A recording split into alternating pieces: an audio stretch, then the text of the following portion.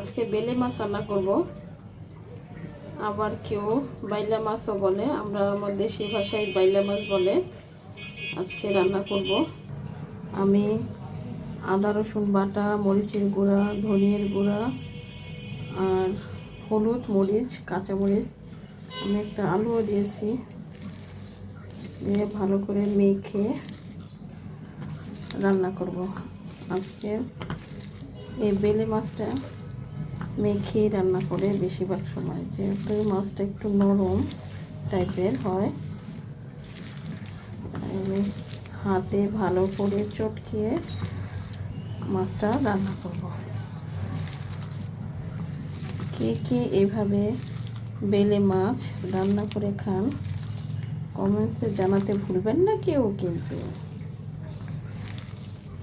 এই মাছটা খেতে কিন্তু অনেক মজা লাগে। এই তো এখন আমি মাছটা দিয়ে বসিয়ে দিব। দেখে আমি কিন্তু অফ ক্যামেরাতে তেল দিয়ে দিছি, আবার কেউ বলবে না যে তেল দিতে ভুলে গেছি।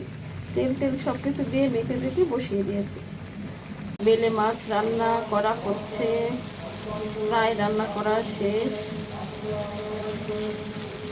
সবাই ভালো থাকবেন। Thank you for watching my video. আজকে বেলে মাছ দিয়ে ভাত খাবো। বিসমিল্লাহ।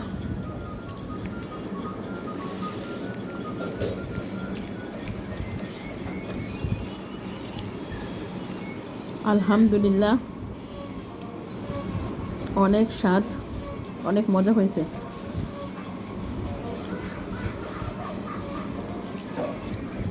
সবাই এভাবে মেখে রান্না করতে পারেন।